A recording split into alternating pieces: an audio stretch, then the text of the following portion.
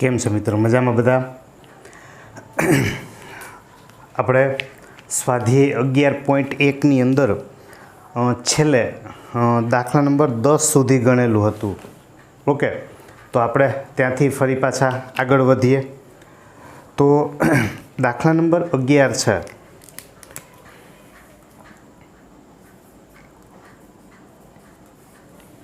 એમાં આપણને એવું આપેલું છે કે જેનું કેન્દ્ર છે એ રેખા x - 3y - 11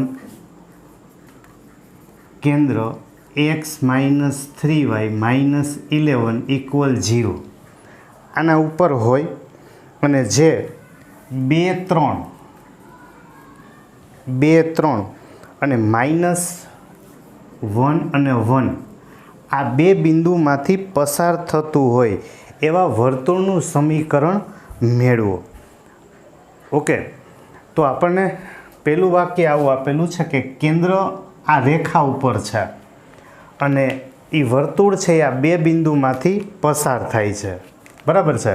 एवुं आपणे आपेलुं छे. तो आपणे वर्तुळ दोरशुं. वर्तुळ एनुं केंद्र छे आ रेखा x - 3y - 11 = 0 आ केंद्र छे आ रेखा उपर छे अने आ वर्तुळ छे ए कया बिंदुमांथी पसार थाय छे? तो के 2 3 अने -1 1 आ बे बिंदुमांथी पसार थाय छे. ओके, तो सौथी पहेला आपणे वर्तुळनुं समीकरण मेळववुं छे એટલે પહેલા આપણે ધારી લઈએ. ધારો કે वर्तुळनुं समीकरण x² + y² + 2gx + 2fy + c = 0. बराबर? આપણે વ્યાપક સમીકરણ ધારી લેશું અને આપણે કહી દઈએ નંબર 1. આ વર્તુળનું સમીકરણ આપણે મેળવવું છે. તો એના માટે કેન્દ્ર છે, કેન્દ્રના અહીંયામાં આપણે કહીએ છીએ -g - f. બરાબર છે? અને વર્તુળ છે આ બે બિંદુમાંથી પસાર થાય છે. તો પહેલાં -g - f આપણને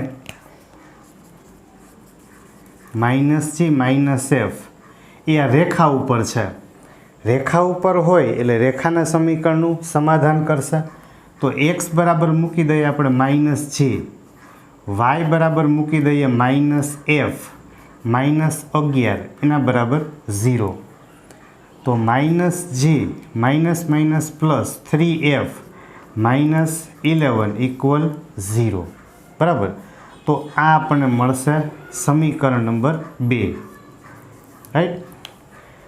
પછી વર્તુળ છે આ બે બિંદુમાંથી પસાર થાય છે. તો વર્તુળ જે બિંદુમાંથી પસાર થાય એ બિંદુ એ વર્તુળના સમીકરણનું સમાધાન કરે. બરાબર? તો પહેલાં આપણે મૂકી દઈએ 2 3 નામનું બિંદુ. 2 3. તો x બરાબર મૂકી દઈએ 2 એટલે 2 નો વર્ગ 4, y બરાબર 3 એટલે 3 નો વર્ગ 9, x બરાબર 2 મૂકશું એટલે 4g, y બરાબર 3 મૂકશું એટલે 3 2 6f + c એના બરાબર 0. આને આપણે કહી દઈએ સમીકરણ નંબર 3. ઓકે, પછી બીજું બિંદુ આપણને આપ્યું છે -1 1.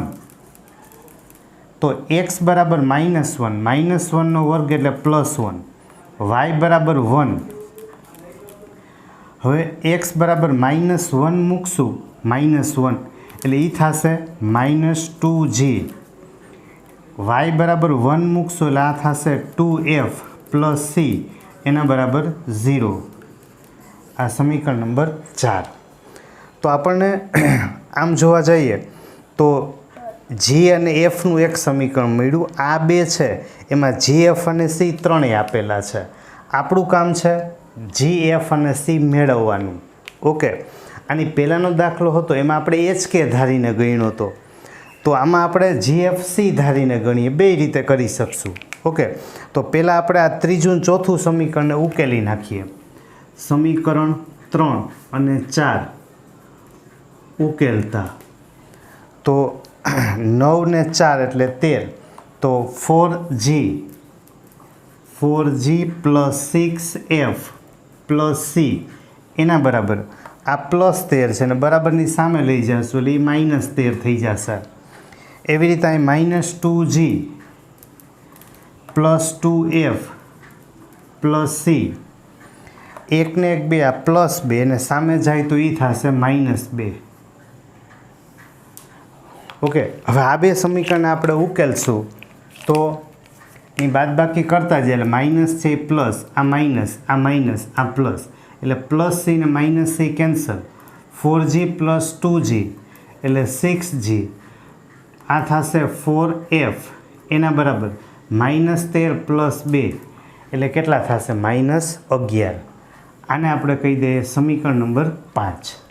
રેડી? તો આ જીએફનું સમીકરણ મળ્યું. આ આપણને કોનું સમીકરણ મળ્યું? જીએફનું. તો અહીંયા જી 1 છે અને અહીંયા જી કેટલા છે તો કે 6. બરાબર? તો આને આપણે બીજા સમીકરણને 6 થી ગુણી નાખીએ. બરાબર? તો સમીકરણ 2 એના ગુણાકારમાં 6 લઈ બીજું અને પાંચમું આ બે સમીકરણ ઉકેલતા. તો બીજા સમીકરણ આપણે 6 થી ગુણશું એટલે આ થશે -6g.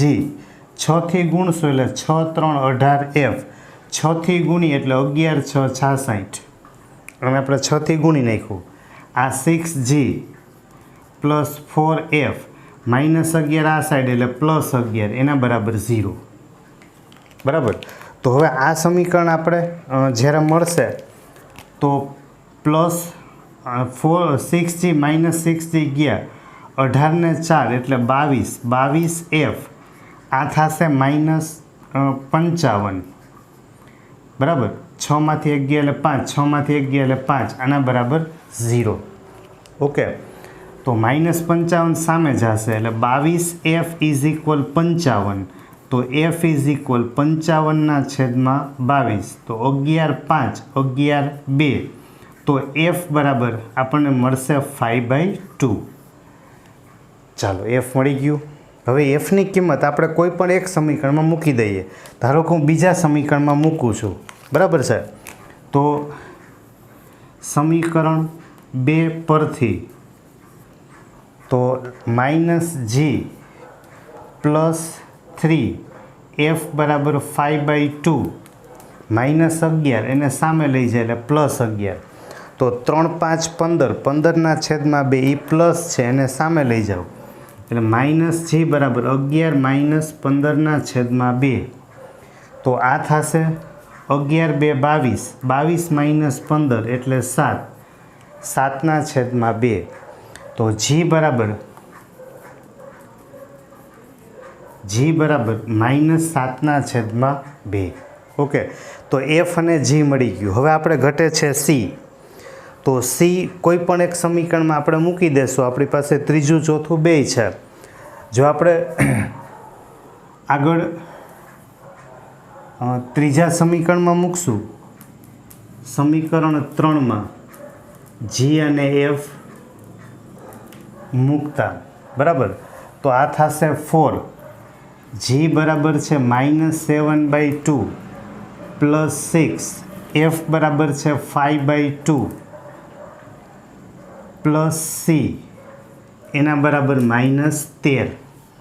ઓકે, તો એની અંદર આપણે જ્યારે ગણતરી કરશું તો માઇનસ આ થશે 2 2 4 2 7 14 -14 2 3 6 એટલે 3 5 15. બરાબર? પ્લસ સી બરાબર -13.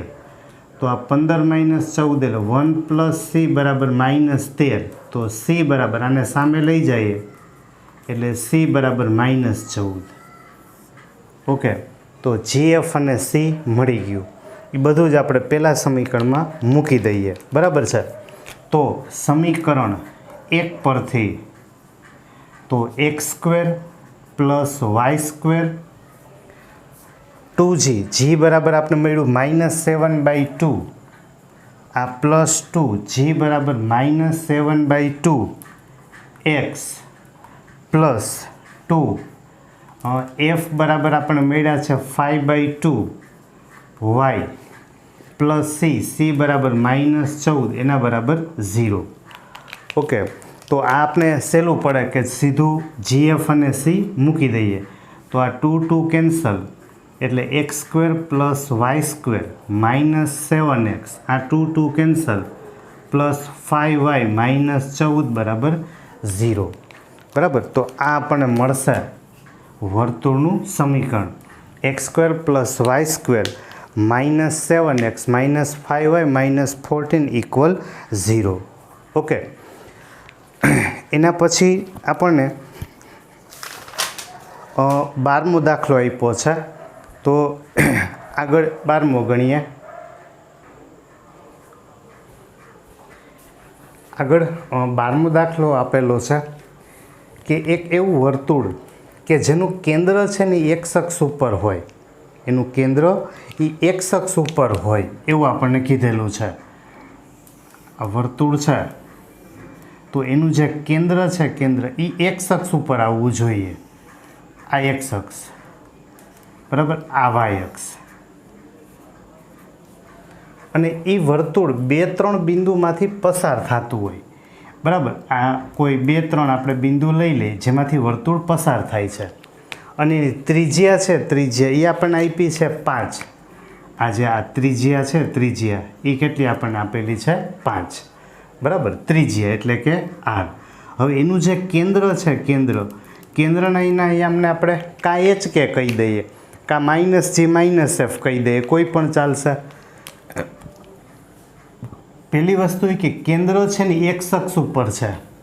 જો કેન્દ્ર એક અક્ષ ઉપર હોય એટલે એનું વાયામ છે, વાયામ એ થઈ જશે 0. બરાબર, એટલે પહેલી વાત, કેન્દ્ર એક અક્ષ પર છે માટે વાયામ થઈ જશે 0. એટલે કેન્દ્ર છે, કેન્દ્ર એ આપણને શું યામ મળ્યા, h અને 0. હવે એ વર્તુળ 2-3 માંથી પસાર થાય છે, મતલબ 2-3 બિંદુ છે એ વર્તુળ ઉપર છે. બરાબર, ધારો કે આ કેન્દ્ર છે, કેન્દ્ર એને આપણે O કહીએ, આને આપણે A કહીએ, તો OA બરાબર, OA ત્રિજ્યા છે, તો આપણે અંતરસૂત્ર લેવા જઈએ તો OA² બરાબર થશે r². OA² = r². તો h - 2 એનો સ્ક્વેર પ્લસ 0 - 3 અથવા તો 3 - 0 જે કહીએ એનો સ્ક્વેર બરાબર r² બરાબર 25. તો h - 2 નો સ્ક્વેર, 3 નો વર્ગ 9, એને સામે લઈ જાય એટલે 25માંથી 9 ગયા એટલે 16. એટલે h - 2 = ±4. તો h = ±4, -2 ને સામે લઈ જાય એટલે +2. માટે આપણને h બરાબર, જો +4 લઈએ તો 4 + 2 એટલે 6, અથવા તો -4 + 2 એટલે h = -2. તો આપણે hની બે કિંમત મળશે, કાં 6 મળે ને કાં -2 મળે. મતલબ આપણે કેન્દ્ર મળી ગયું, રાઈટ. તો કેન્દ્ર છે, કેન્દ્ર h0 એટલે કાં તો એ 6 0 થશે, અથવા તો કેન્દ્ર છે એ -2 0 થશે. બરાબર, કેન્દ્ર મળી ગયું, ત્રિજ્યા તો આપી હતી, તો વર્તુળનું સમીકરણ આપણી પાસે છે જ x - h² plus y - k² = r².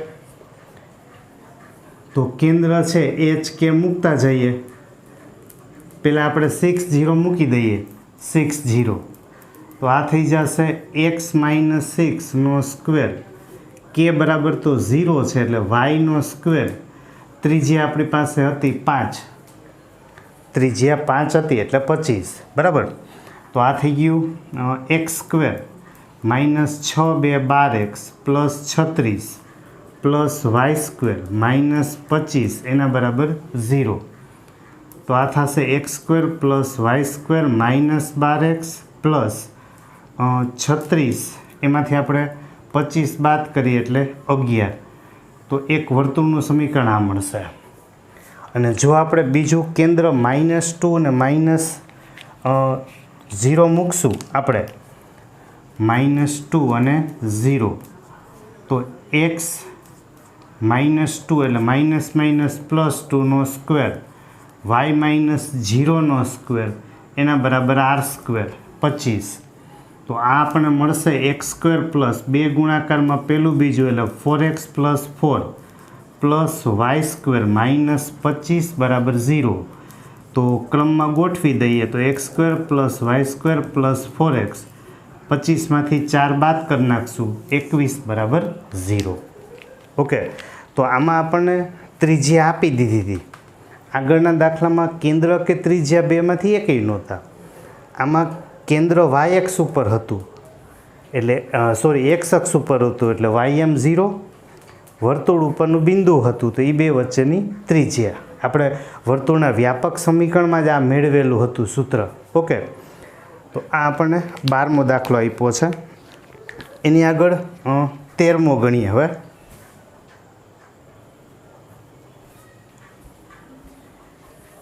ચાલો એના પછી 13મો દાખલો. ઉગમ બિંદુમાંથી પસાર થતા અને અક્ષો ઉપર, અક્ષો મતલબ x અક્ષ અને y અક્ષ ઉપર A અને B અંતઃખંડ બનાવતા, અંતઃખંડ ધરાવતા વર્તુળનું સમીકરણ મેળવો. તો પેલું આપણને એમ કીધું છે કે ઉગમ બિંદુમાંથી પસાર થાય. બરાબર, આ વર્તુળ જ્યારે આપણે દોરીએ, બરાબર, વર્તુળ, એ વર્તુળ પસાર ક્યાંથી થવું જોઈએ તો કે ઉગમ બિંદુ. ઉગમ બિંદુ મતલબ 0 0 માંથી એ વર્તુળ છે એ પસાર થવું જોઈએ.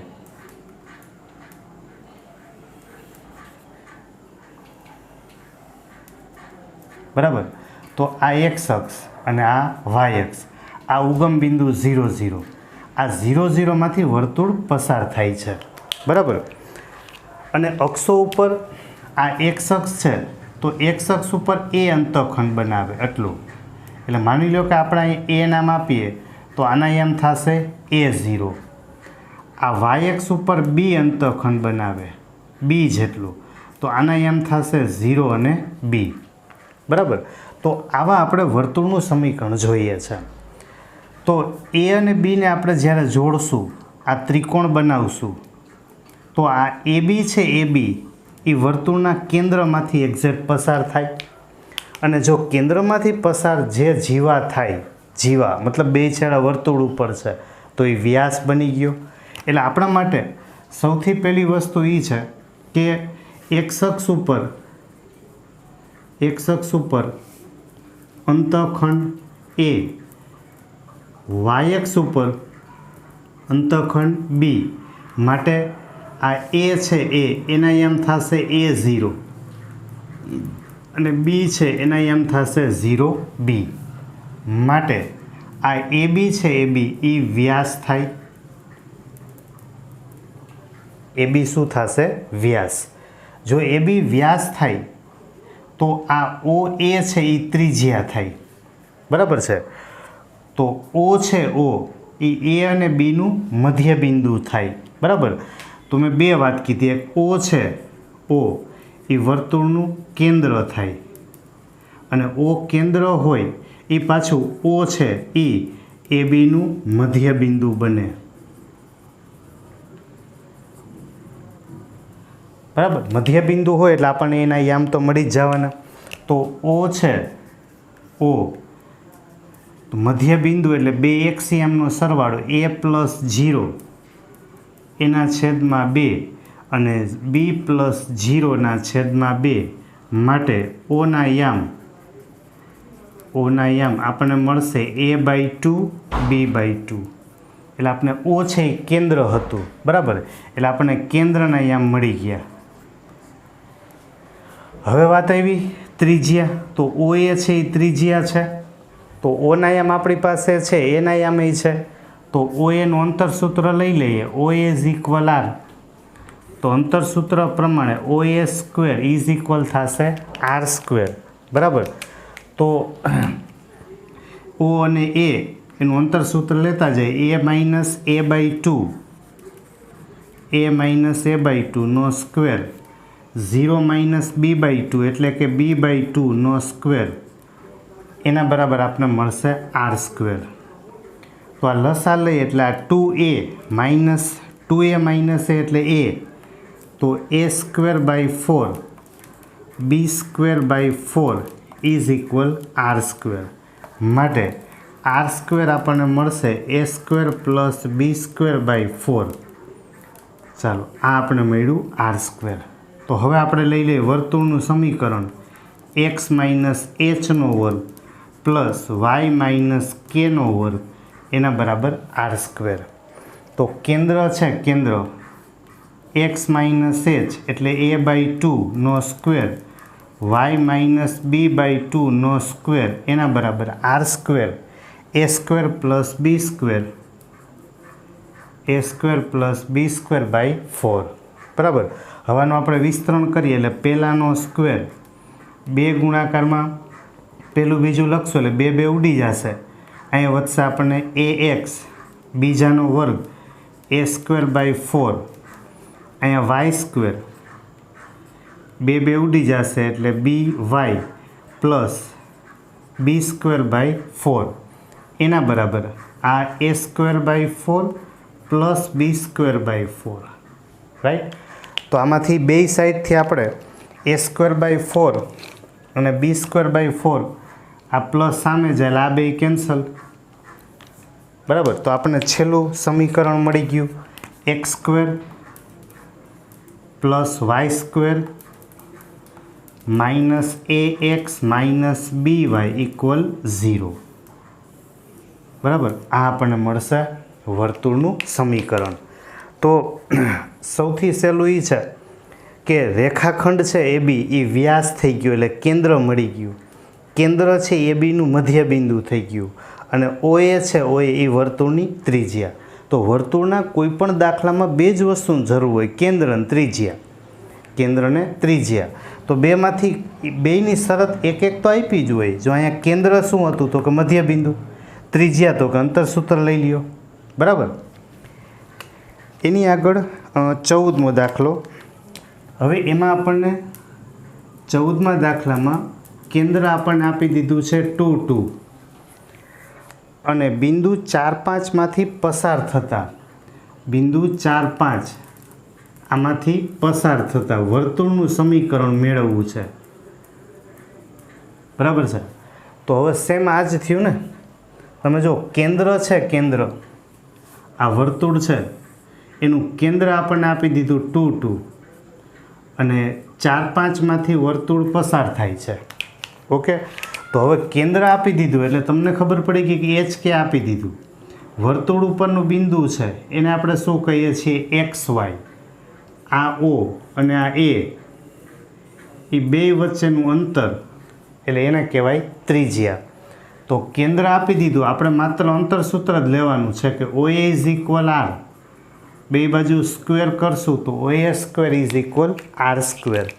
તો આનું અંતર સૂત્ર લઈ લઈએ આપણે. બરાબર. તો 4 - 2 અથવા તો 2 - 4 જે લખી 4 - 2નો સ્ક્વેર 5 - 2નો square is equal R square. 4 - 2 એટલે 2, 2નો વર્ગ એટલે 4, 5 - 2 એટલે 3, 3નો વર્ગ 9 એટલે આર સ્ક્વેર બરાબર થઈ ગયા 13. તો વર્તુળનું સમીકરણ એક્સ માઇનસ એચનો વર્ગ પ્લસ વાય માઇનસ કેનો વર્ગ બરાબર આર સ્ક્વેર. રાઈટ. તો એમાંથી આપણને હવે આ બે પદનો વર્ગ છે તો આપણે ખાલી એનું વિસ્તરણ કરતા જઈએ એટલે આપણને મળશે x square minus 2 2 4x plus 4 y square minus 4y plus 4 એના બરાબર 13. તો વર્તુળનું સમીકરણ થશે x square plus Y square minus 4x minus 4y. આ 4 ને 4 8 સામે જશે એટલે -8. તો 13માંથી 8 ગયા એટલે 5. ઓકે. તો આ મળશે આપણને વર્તુળનું સમીકરણ. રાઈટ. એની આગળનો ગણીએ. ચાલો એની આગળ 15મો દાખલો. તો આપણને એક બિંદુ આપ્યું છે -2.5 અને 3.5 અને વર્તુળનું સમીકરણ છે x square plus Y square બરાબર 25. તો આપેલું બિંદુ એ વર્તુળની અંદર છે, વર્તુળની બહાર છે કે વર્તુળની ઉપર છે એવું આપણે નક્કી કરવું છે, બરાબર.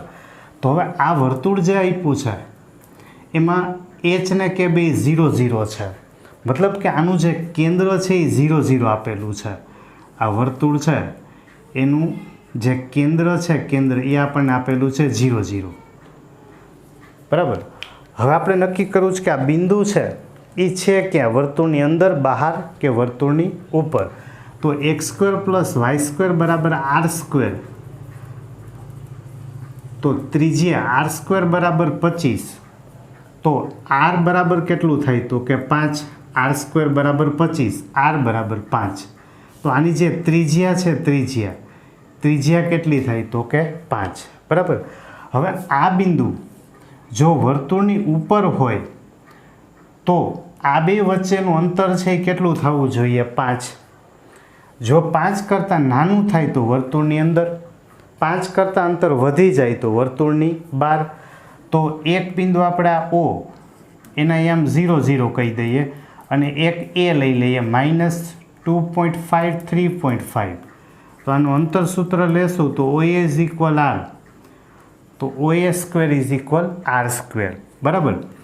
તો 2.5 - 0 એનો સ્ક્વેર -2.5 નો સ્ક્વેર 3.5 - 0 એના બરાબર R². તો 2.5 એટલે આપણે 25 કહીએ તો 25નો વર્ગ 625 એટલે 6.25. અહીંયા 5નો વર્ગ કરશો એટલે 25, 3 પછી આવે 4, 4 3 12 એના બરાબર R². તો R² બરાબર થશે 12 ને 6 18, 18.50, બરાબર. આ R² મળ્યું. હવે આ R આપણે કાઢશું તો √18.50. તો આપણને 18.50નું વર્ગમૂળ કાઢવું પડે, અથવા તો આપણે આમ જોઈ લઈએ કે ભાઈ R² બરાબર 25 હતા તો એનું વર્ગમૂળ 5 થાય. તો એના કરતાં તો આ નાના જ છે, એના કરતાં તો નાના જ છે. એટલે R છે આનું આપણે જો જોવા જઈએ અહીંથી R² બરાબર 18.50 છે તો એ 25 કરતાં નાના જ છે. તો આ 5 કરતાં આનું વર્ગમૂળ નાનું જ આવે. જો 5 કરતાં નાનું હોય તો આપેલ બિંદુ છે, આપેલ બિંદુ એ આપણને ક્યાં મળશે તો કે વર્તુળની અંદર. ઓકે, તો આપણે એટલું ધ્યાન રાખવાનું છે કે વર્તુળની અંદર હોય તો ત્રિજ્યા કરતાં અંતર ઓછું થાય. જો ત્રિજ્યા કરતાં અંતર વધી જાય તો 12, અને એક્ઝેક્ટ ત્રિજ્યા જેટલું જ આ બેનું અંતર સૂત્ર 5 આવ્યું હોત તો વર્તુળની ઉપર હોત. જ્યારે આપણે 1 માર્કમાં પૂછાય ત્યારે આપણે કાંઈ ન કરે, આ બે બિંદુ છે ને એને સીધું આમાં મૂકી દેવાય આમાં, એટલે આપણે ખબર પડી જાય કે એક્ઝેક્ટ 25 થાય તો વર્તુળની ઉપર, 25 કરતાં નાનું થાય. આપણે એ જ કર્યું છે, પણ આપણે અંતર સૂત્ર લીધું, અહીંયા સીધી કિંમત મૂકી દેત. ઓકે, જો એમાં આપણે લખવું હોય તો બીજી રીતે આમ કરાય. સીધું આપણે આમ આપ્યું છે કે x² + y² બરાબર 25. તો x બરાબર મૂકી દેવાય -2.5 નો સ્ક્વેર, y બરાબર 3.5 નો સ્ક્વેર, એટલે આ થશે 6.25, આ થશે 4 3 12.25, એટલે આ મળ્યા આપણને 18.50. તો એ 25 કરતાં નાના છે જો, બરાબર. તો આપણે બધામાં આમ લખી શકત થઈ ગયું. જો આના કરતાં નાના હોય તો આપેલ બિંદુ આપણને ક્યાં મળશે વર્તુળની અંદર. ઓકે, તો અહીંયા આપણે આ વર્તુળનો ભાગ ગુજરાત બોર્ડ પૂરતો અને જે ટેક્સ્ટ બુકમાં આપ્યું છે એટલું આપણે ગણેલું છે. ઓકે, આના પછીના લેક્ચરની અંદર આપણે સાંકોની અંદર બીજો ભાગ મતલબ કે પરવલય એ આપણે નેક્સ્ટ લેક્ચરમાં શરૂ કરશું. Okay, thank you.